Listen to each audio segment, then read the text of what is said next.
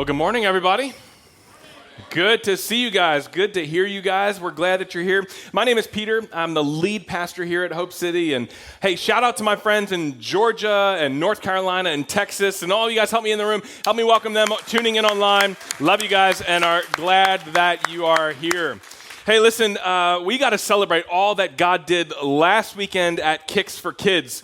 Together, all of you, we brought in and gave away 185 pairs of sneakers. Come on, that was so good. Love it.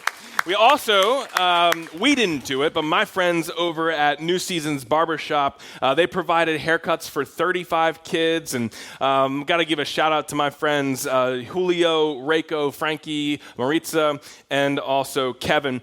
They served and just cut hair for 3 hours nonstop. In fact, we had one mom who was just so appreciative. She said, "This is only the third time in my 3 boys' life that they've ever had a professional haircut. You guys are meeting needs in practical ways, and you're serving people right where they are, and I'm so grateful for you." We sent almost 5, 6 big boxes of shoes down to the Twig in Venice, and they serve our friends in foster care, and so we are so thankful for you. Hope City, thank you for showing up. Thank you for being for Sarasota, for the next generation, and for being a church that is known more by what you are for than what you're against. And today, we want to start a brand new series at Hope City called The Way Back. I'm excited about it because it's actually a topic that I don't think we've ever covered here at Hope City, and we're going to spend the next 4 weeks really just digging in. And the question I have for you is, I need you to be really honest with me today. Like, I need some brave people in the room, okay? Because how many of you have ever walked into a room, and the moment that you get in that room, you're like, why am I here? Right? Is anybody brave enough to admit that that's happened to you? Okay, you're my people, right? Like, you make me feel good, right? Like, okay, I'm okay. I'm all right. Because I did this just the other day. I walked into my garage, and I got there, and I thought, what in the world am I doing here? Like, am I here for a crescent wrench? Am I here for a roll of toilet paper? Like, I don't know. The jury's out. I really don't know. And then somebody else walks in, and all of a sudden you're quickly like, yeah, I know exactly why I'm here. And you go and just like randomly shuffle things around. Like, you've been there, right? Like, you know that feeling when you're just lost. You're like a deer in the headlights, and you're going, oh my. You have no glimmer of hope of remembrance of what you're there to do. It just feels blank. Now, the thing about this is that it's funny when this happens in your house, but it's not so funny when it happens in your soul, right? Like, sometimes we get to a place in life where we're like, how did I get here? Or, what in the world am I doing here, right? Like, spiritually, emotionally, relationally, we just feel off. We feel disconnected, like something's missing, and we're left asking the question, where did I go, and how did I end up right here? Maybe that's you today. Maybe you didn't mean to drift to where you are right now. You were just busy, right? Like raising kids, building a career, juggling their schedule, your schedule, and suddenly life feels spiritually dry. Maybe you were hurt by somebody in the church, and that's kept you away from church for some period of time, and now you find yourself keeping God at arm's length. Maybe you went through a hard season of life, and you were bumping your head up against one hard thing after another, and you're like, I don't know how much more I can take. And because of all of these hardships, you just haven't recovered in your faith yet. Maybe life just slowly got crowded and it edged God out. Drift happens. In fact, in life, we most likely tend to drift from one place to another. Driven down I-75 lately? Seen anybody on their phones, right? Not focused. They're drifting all over the place. When I was a little kid, I had the privilege of going and staying with my grandmother for a couple summers. And she lived in South Jersey, which, for those of you that don't know New Jersey, that's farmland. Like, that is God's country, farmland. It's beautiful. And I loved, spending time with her. And I was able to work on a local farm while I was there. And so it was cool. I was like 13 years old driving tractors and working in a hay field and all these kinds of things. And I was entrusted to not mow the field, but I was entrusted to care for the hay and kind of roll the hay over, ted the hay. That's farmer language. And, I know these things. But one of the first things I had to learn from the farmer himself was that how do you drive a tractor and how do you keep things moving in the right direction? Or how do you keep those rows straight? And the tendency that we have is just to look right in front of us, and we just do what's right in front of us. And we just got to go to Target today because it's back to school tomorrow, and need that 5 composition notebook. And then you got to run over here, and you got to make sure that they got the shoes and the haircut, and then and we just all we're doing is looking right in front of us. What is right in front of us? Well, when we do that, we tend to kind of drift all over the place. The farmer, he said to me, listen, Peter, if you're going to do this, you got to keep it straight rows. And the way that you do that is you fix your eyes way out in the distance on a tree, a fence post, some immovable object. And you just drive right at that. And when you get there, you turn around and you find another one. And you get to that spot. And that's how you keep the course. See, nobody plans to drift. The problem is we just take our eyes off of that thing that keeps us anchored. And as Christians, we would say that that's the cross. That's Jesus. And when we take our eyes off of Jesus, we tend to drift and go all over the road. See, maybe you would say things like, you know what, Peter, there was a season in my life where I felt much closer to God. Or there was a season in my marriage when we were so much more connected. There was a season in my parenting when things were just so much better. Or there was a season with my friends that it was real and authentic and honest. But right now I feel like I've just drifted away from that. The good news is that you're not alone. If that's you, if you're finding yourself stuck, you're not alone. The series is called The Way Back because we believe that disconnection doesn't have to be your destination. Disconnection from God, disconnection from the church, disconnection from people doesn't have to be your final destination. Maybe you didn't mean to lose your passion, but somehow over time that flame that has burned bright just kind of flickered out. You might still believe, but God feels distant. You might still pray, but it feels dry. You still show up, but you're just kind of going through the motions. What if it didn't have to be like that? See, the heart of God is not to actually shame you for wandering. It's to welcome you, to bring you back. See, that's why this series matters so very much. Because none of us have ever been through a period of time in life where we have said, oh, it's been perfect, smooth sailing all the way. Every single one of us has had to fight our way back to something. See, we need to be honest today.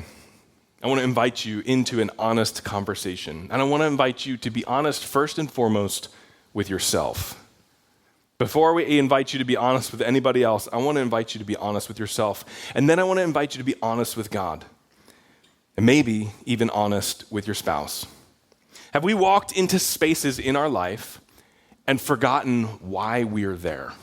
Are there spaces in your life right now that you're saying, I don't really remember what I'm supposed to be doing in this space? We have to realize that we may have drifted. So if you're sitting here today wondering, where did I go or how did I get here, you are not the first person to ask that question. In fact, Jesus tells a story about someone who finds himself in that exact place. It's not just a story about rebellion. It's actually a story about drift. It's a story about disconnection. It's about a young man who thought that he knew what he wanted. He chased it and ended up somewhere that he never meant to be.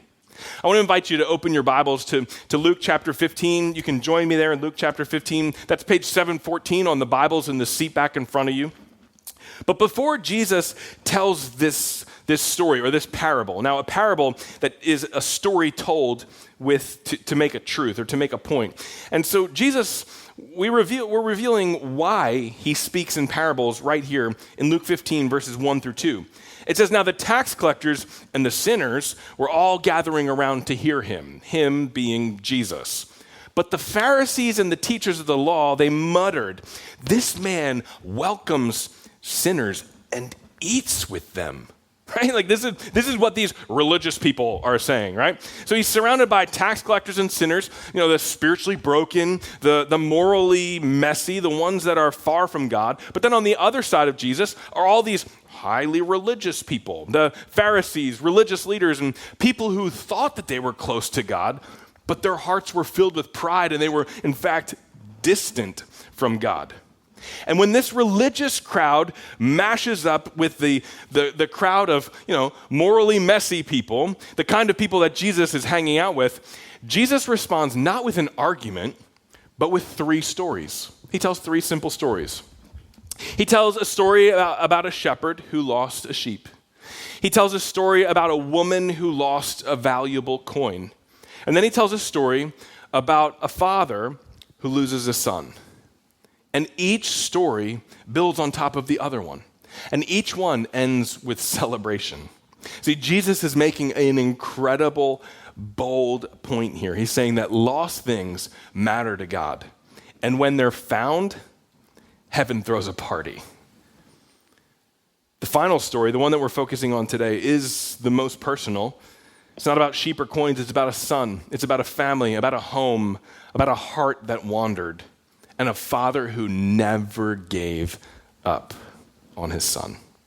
We find it in Luke 15, and it's not just about spiritual drift, but it's about the heart of a father who welcomes the son back. So let's read this together in Luke 15, starting in verse 11.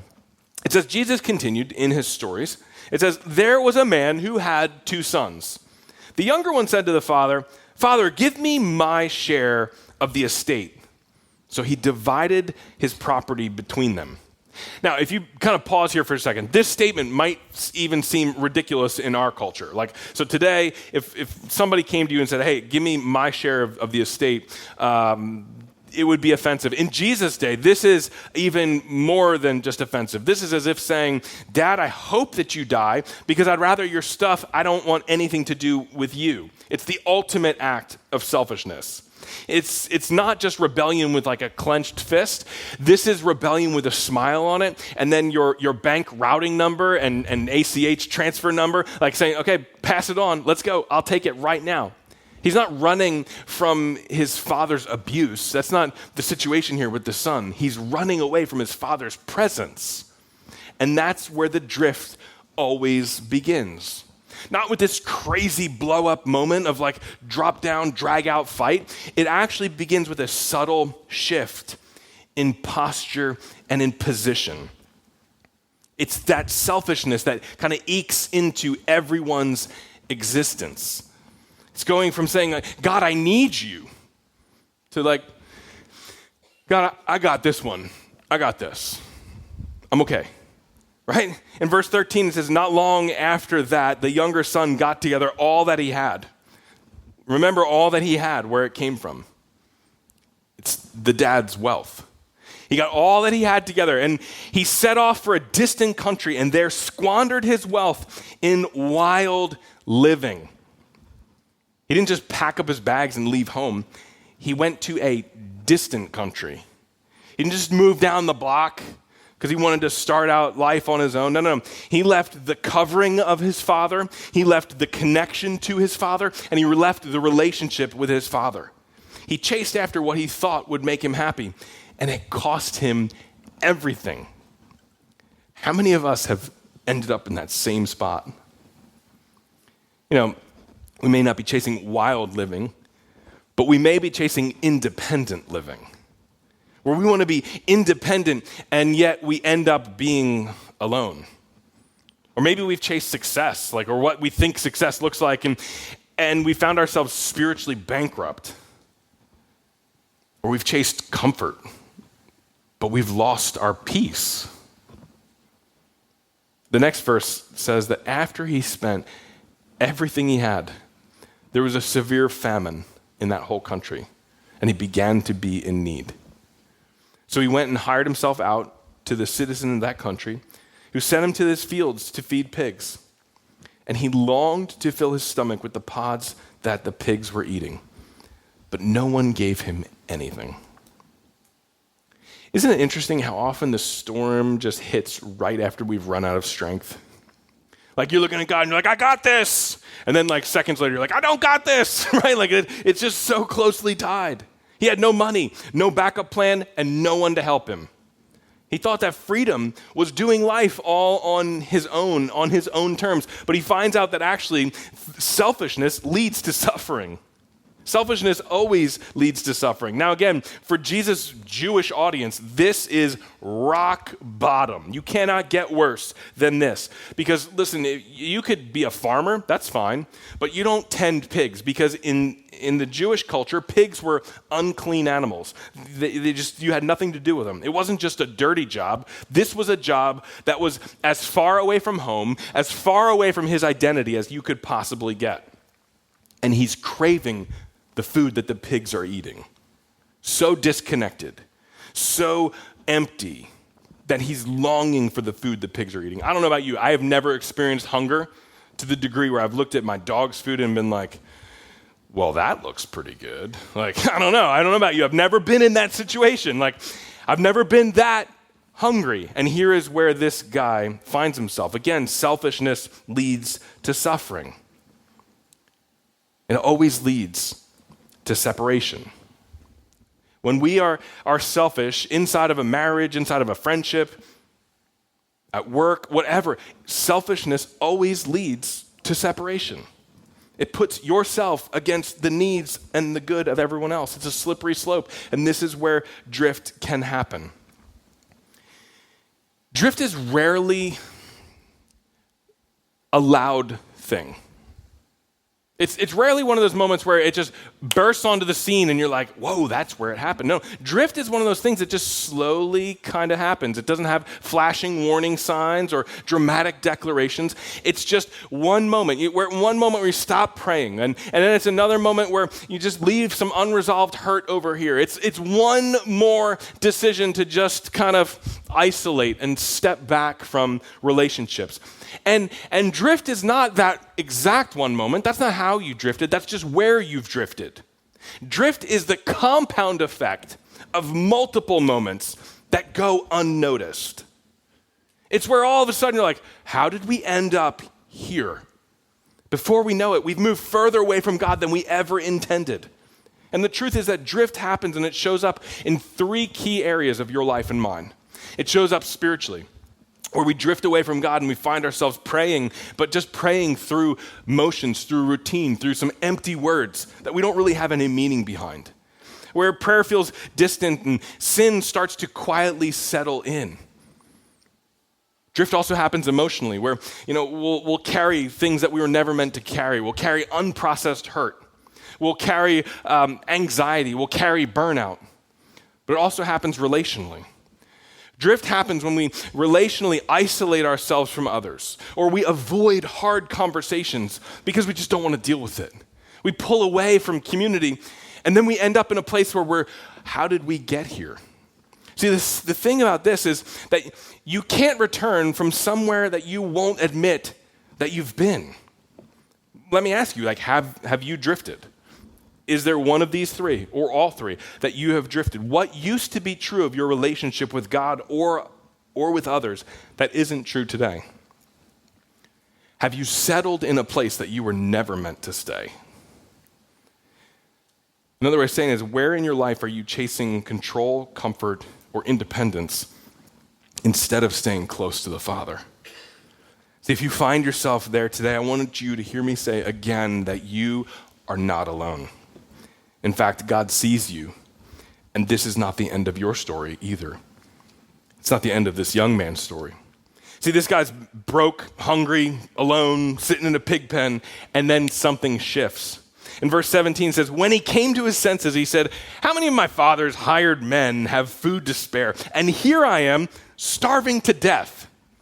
I'll set out and go back to my father and say to him, Father, I've sinned against heaven, sinned against you. I'm no longer worthy to be called your son. Make me like one of your hired men.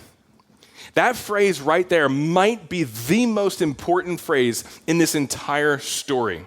Not when he got home, not the argument that he's going to make, not the apology letter. No. It says when he came to his senses.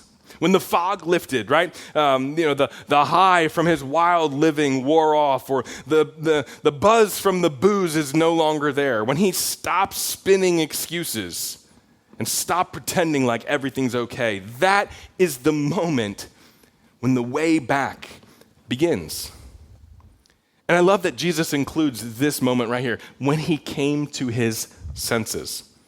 Because it's a part of that story, and it's a part of your story and mine, because we are not strangers to the pig pen. Maybe yours isn't a literal mess, right? Hopefully it's not, but it might be the mental weight that you carry every day. It might be the private addiction that you just can't break, that you're hoping nobody finds out about. Or maybe it's the bitterness that's taking root in your heart, deep inside your soul. Maybe it's the silent kind of numbness that's crept into you. And what do we do when we get there? Typically, we rationalize. We justify or we defend ourselves, and we make it look like we're fine. No. This is just a busy season. No, it's just a busy season. If you keep saying it's a busy season long enough, it's not a season. This is your life. Oh, it's not that bad. It's not that bad. I can handle it. I'll come back to God when I get things under control. Or it's just my way of relieving stress. It's just a hard day. Or I can fix it. I got it. Any of these things sound familiar? These are excuses that we use to rationalize our drift. We can convince ourselves of just about anything to avoid admitting that we've drifted. We're experts at self-preservation, but it's actually just cover for spiritual starvation. See, God will not heal what we pretend isn't broken. You'll never find your way back if you keep pretending where you are is fine. At some point, we've got to let either the pain pierce through the noise. We got to let reality set in. We've got to, as it says here, come to our senses. That's what happened in verse 17. He came to his senses and said, wait a second, how many of my dad's servants eat better than me? I'm starving to death. He doesn't have all the answers. He doesn't have a 5-step comeback plan. He's just honest. He says, I'm starving to death. I don't want to stay here. And that honesty leads to humility. And that's the moment of realization. It's not polished, it's not perfect, but it is real. He stops pretending, and he stops defending. What if you did those two things today? See, we're experts at explaining away our drift until reality wakes us up. But if this is the first half of the story, if it's all about drift, then right here, this part is about the decision that he makes. And not the decision to fix everything, but to be honest about what's broken. Where have you been making excuses instead of being honest? Or what's the thing that you're defending that's actually destroying you? Or what are you telling yourself that you'll deal with that later? I'm just going to delay dealing with reality. Because listen, God doesn't move in your perfection, and he's not moved by your perfection. He's moved in your honesty. He doesn't require a speech, just a step. A step. It's hard to admit when we've drifted. Nobody likes it. I'm not where I used to be, or I'm not where I want to be. That's a hard thing to admit. But listen, God won't heal what we pretend isn't broken. If we keep covering it up or calling it something else, we're going to stay stuck. Freedom starts with honesty. So why do we avoid owning it? Why do we avoid being honest with ourselves, with God, with our spouse, with friends? Well, one of those big words is shame. Shame has so much control over people. Shame is that thing that if everybody else, if they were to find out who I am, what I'm like, what I've done, nobody would like me or accept me. Comparison is another one. We tell ourselves, well, I'm not really as bad as they are, so I'm okay.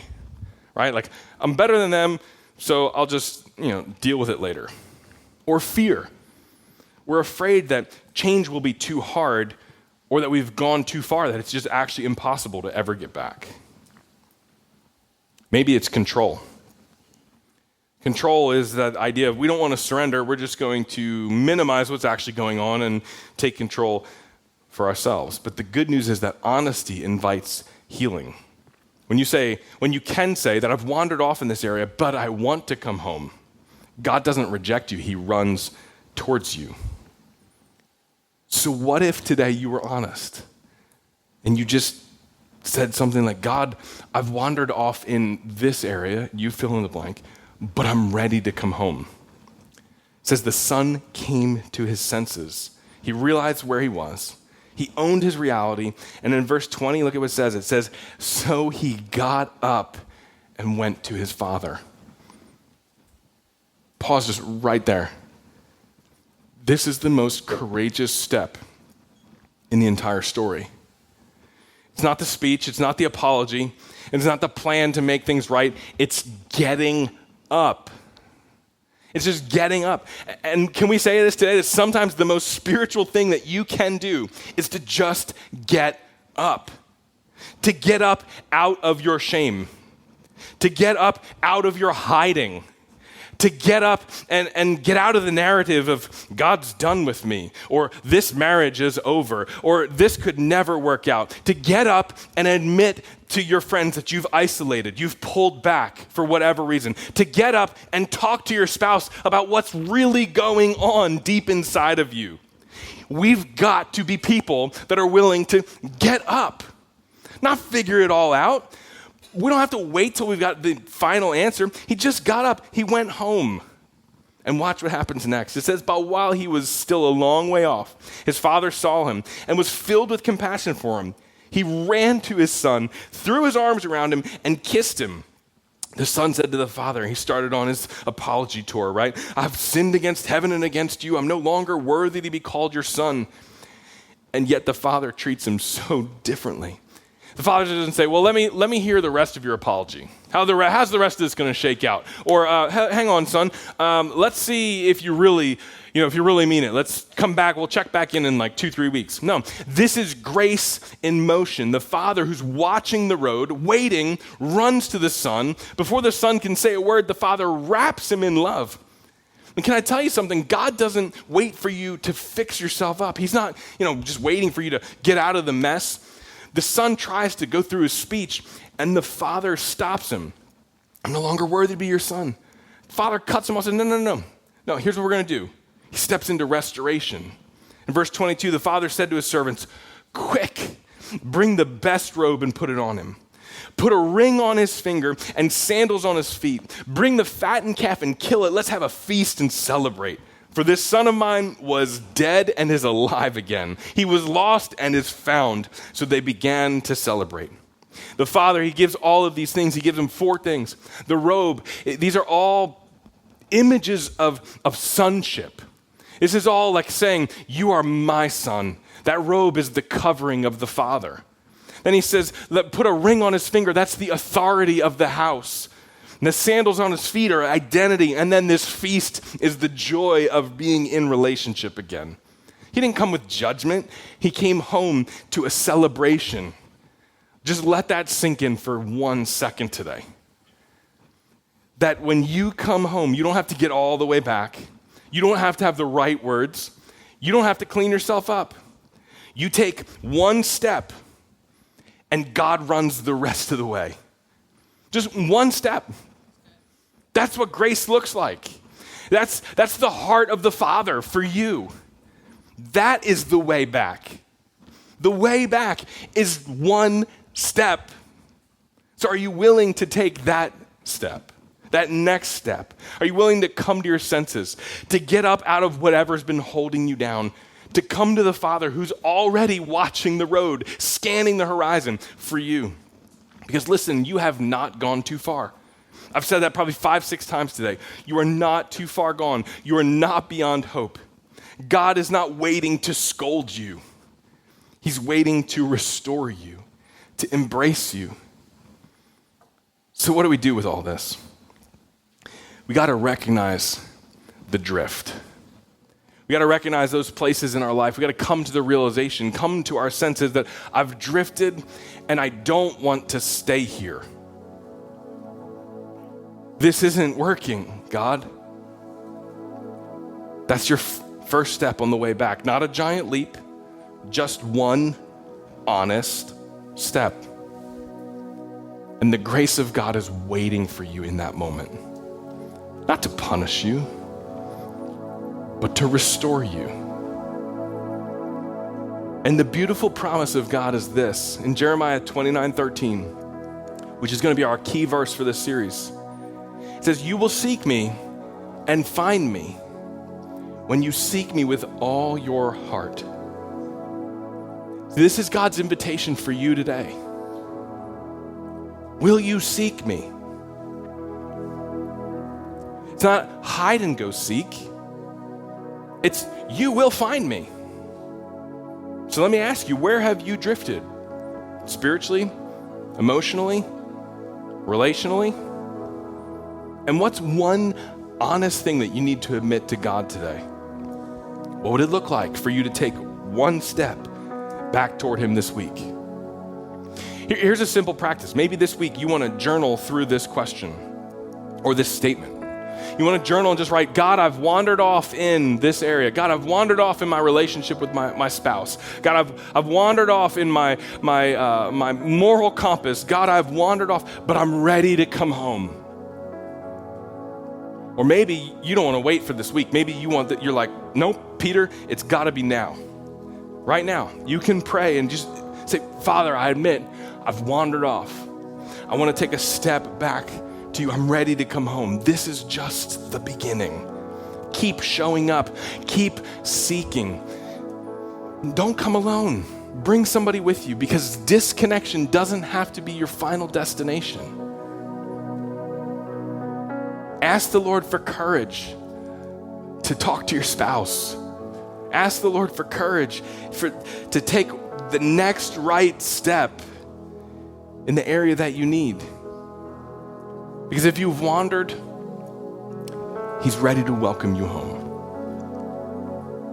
Maybe for some of you, you would say, Peter, I've never followed Jesus. I've never known what it's like to come home. Today could be your day. In fact, we love helping people take their next steps in their journey of faith. If today you want to place your faith in Jesus, it's as simple as admitting to God, I've wandered off on my own. I've tried to live life on my own, for my own. And it hasn't worked. It's saying, God, I confess my sin to you. And I believe that Jesus died for me so I could be made right with you. And it's asking God to give you the courage, to give you the strength to walk with him for the rest of your life. For some of you, you're saying, I have walked with God for most of my life, and yet I still find myself in a spot where it just feels dry. Today could be your day to renew that conviction, to renew that passion with the Lord. In just a few minutes, I'm going to be down front over here, and I'd love the opportunity to pray with you. If there's something on your heart that you just need somebody to come alongside you with, I would be honored to do that. But if this is your first time, you're saying, I don't know Jesus and I want to know Jesus, we've got a gift for you. It's our fresh start kit that you can start today in what it looks like to finding your way back to the heart of God. So Father, I thank you that you are not a God that hides yourself from us. Thank you, Lord, that you are a God that promises that when we seek you, we will find you. And so God, today, I pray that for every person within the sound of my voice, that God, we would seek you with all of our heart. That God, we would look for the next right step, whatever it might be. That God, we wouldn't just wander aimlessly, but Lord, that we would be able to be headed home to meet you and to be embraced by you. God, I pray that for every person here. God, give them the courage to admit to themselves, to admit to you, and to admit to others where they are, what their reality is. God, over the next 4 weeks, Lord, would you lead us? God, give us direction and help us see the way back. We love you, and it's in Jesus' name we pray. Amen.